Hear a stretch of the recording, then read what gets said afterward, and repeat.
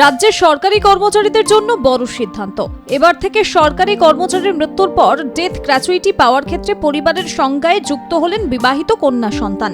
এতদিন এই সংজ্ঞায় বিবাহিত মেয়েরা স্পষ্টভাবে অন্তর্ভুক্ত ছিলেন না, ফলে বহু পরিবারকে আইনি জটিলতায় পড়তে হতো। 23 ফেব্রুয়ারি অর্থ দফতরের পেনশন শাখা বিজ্ঞপ্তি জারি করে জানিয়ে দিয়েছে এই নিয়ম অবিলম্বে কার্যকর। প্রশাসনিক মহলের মতে এতে দীর্ঘদিনের আইনি টানাপোড়েন অনেকটাই মিটবে। কি পরিবর্তন হলো? রাজ্যপাল সংবিধানের 309 নম্বর অনুচ্ছেদের ক্ষমতা বলে ওয়েস্ট বেঙ্গল সার্ভিসেস ডেথ কাম রিটায়ারমেন্ট বেনিফিট রুলস 1971 এর 7 নম্বর নিয়মে সংশোধন করেছেন। মূল পরিবর্তনটি হয়েছে ডেথ গ্র্যাচুইটির প্রাপক হিসেবে পরিবারের সংজ্ঞায়। এখন থেকে পরিবারের আওতায় থাকবেন মৃত পুরুষ কর্মীর স্ত্রী, মহিলা কর্মীর স্বামী, সৎ পুত্র সহ পুত্র সন্তান, অবিবাহিতা, বিধবা এবং বিবাহ বিচ্ছিন্না কন্যা, সৎকন্যা সহ 18 বছরের কম বয়সী ভাই, অবিবাহিতা বা বিধবা বোন, প্রয়াত কর্মীর বাবা, প্রয়াত কর্মীর মা এবং এখন যুক্ত হলেন বিবাহিত কন্যা সন্তান। এই সংযোজনই সবচেয়ে গুরুত্বপূর্ণ। এতদিন সমস্যা কোথায় ছিল? সরকারি বিধিতে পরিবারের সংজ্ঞা স্পষ্ট না হওয়ায় বিবাহিত মেয়েদের ক্ষেত্রে গ্র্যাচুইটি নিয়ে প্রশ্ন উঠত। অনেক ক্ষেত্রে আবেদন আটকে যেত, আইনি ব্যাখ্যা চাওয়া হতো, আদালতে মামলা পর্যন্ত গড়াতো। বিবাহ বিচ্ছিন্ন কন্যাদের ক্ষেত্রেও একই সমস্যা তৈরি হতো, ফলে পরিবারগুলোকে দীর্ঘদিন আর্থিক অনিশ্চয়তার মধ্যে থাকতে হতো। বিশেষ দ্রষ্টব্য, পুরনো মামলাও পুনর্বিবেচনা।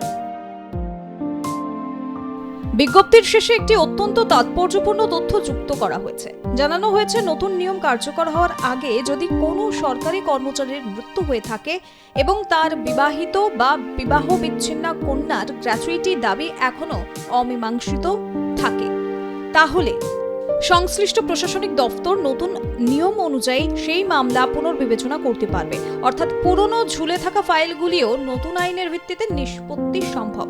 এটি বহু পরিবারের জন্য স্বস্তির খবর। প্রশাসনের অবস্থান। নবান্ন সূত্রে খবর, সমস্ত সংশ্লিষ্ট দপ্তরকে নির্দেশ দেওয়া হয়েছে এই নতুন নিয়ম অবিলম্বে কার্যকর করতে। প্রশাসনিক মহল মনে করছে এটি একটি যুগোপযোগী এবং বাস্তবসম্মত সংশোধন। কর্মচারী সংগঠনের প্রতিক্রিয়া। রাজ্য সরকারি কর্মচারী ফেডারেশন এই সিদ্ধান্তকে স্বাগত জানিয়েছে। তাদের বক্তব্য, এই সহানুভূতিশীল সিদ্ধান্তের ফলে মৃত কর্মচারীদের বিবাহিত এবং বিবাহ বিচ্ছিন্ন কন্যারা সরাসরি উপকৃত হবেন। সামাজিক তাৎপর্য। এই পরিবর্তন শুধুমাত্র প্রশাসনিক নয়, এটি একটি সামাজিক বার্তাও বহন করে। বিবাহিত কন্যাও এখন সমানভাবে পরিবারের সদস্য হিসেবে স্বীকৃত। অর্থনৈতিক অধিকারের ক্ষেত্রেও সমান গুরুত্ব পেলেন তারা। ডেথ গ্র্যাচুইটি সংক্রান্ত নিয়মে এই সংশোধন দীর্ঘদিনের এক আইনি অস্পষ্টতার অবসান ঘটালো। বিবাহিত মেয়েরা আর বাদ পড়বেন না। পুরনো মামলাও নতুন নিয়মে বিবেচিত হবে। প্রশাসনের মতে এটি সময়ের দাবি মেনেই নেওয়া পদক্ষেপ। আর বহু পরিবারের কাছে এটি শুধু একটি বিজ্ঞপ্তি নয়, বরং ন্যায্য অধিকার ফিরে পাওয়ার পথ।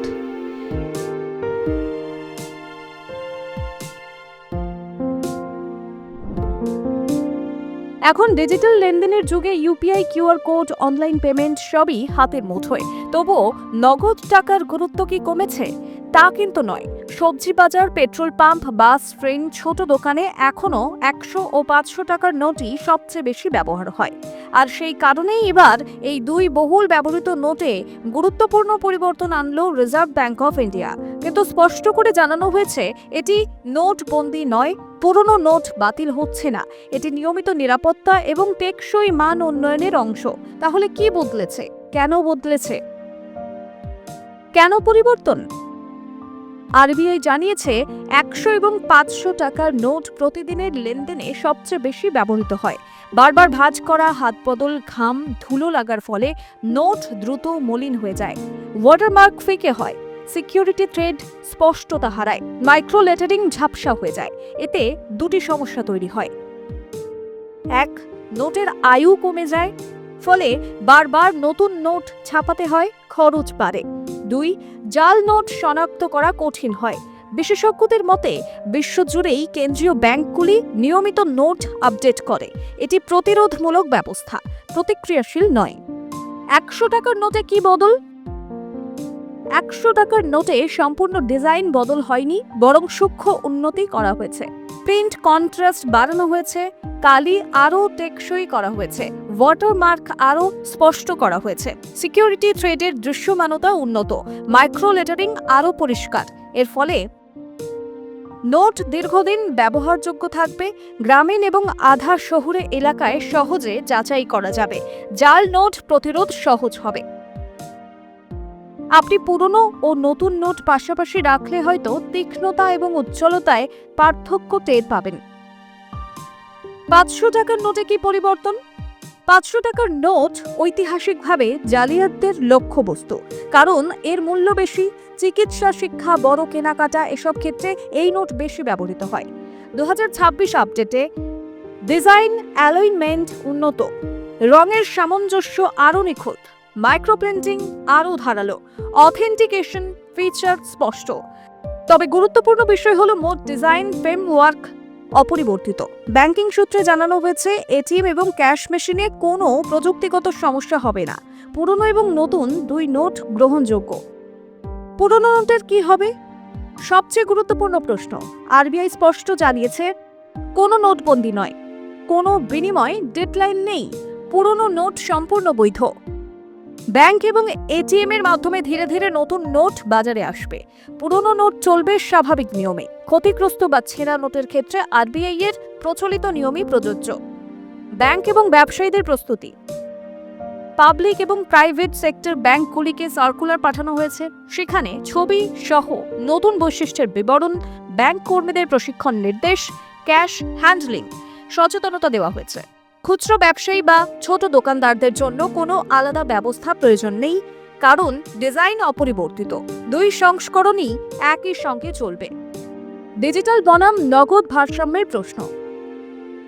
ভারতে ইউপিআই লেনদেন দ্রুত বাড়ছে, ডিজিটাল পেমেন্ট নীতিগত আলোচনার কেন্দ্রে। তবুও নগদ লেনদেন বিশেষত গ্রামীণ এবং অসংগঠিত ক্ষেত্রে গুরুত্বপূর্ণ। তাই এই আপডেট দেখাচ্ছে ডিজিটাল বৃদ্ধির পাশাপাশি নগদ ব্যবস্থাপনাও সমান গুরুত্বপূর্ণ। আরবিআই মূলত ডিজিটাল এবং ফিজিক্যাল দুই ক্ষেত্রেই বিশ্বাসযোগ্যতা বজায় রাখতে চায়। নাগরিকদের কি জানা উচিত? নোট স্বাভাবিকভাবে ব্যবহার করুন। Watermark, security thread, micro lettering খেয়াল করুন। সন্দেহজনক নোট ব্যাংকে জমা দিন। সোশ্যাল মিডিয়ার ভুয়ো গুজবে কান দেবেন না। সরকারি বিজ্ঞপ্তিই চূড়ান্ত তথ্যসূত্র। 100 এবং 500 টাকার নোটে এই পরিবর্তন কোনো বড় ঘোষণা নয়, এটি নিয়মিত নিরাপত্তা উন্নয়ন।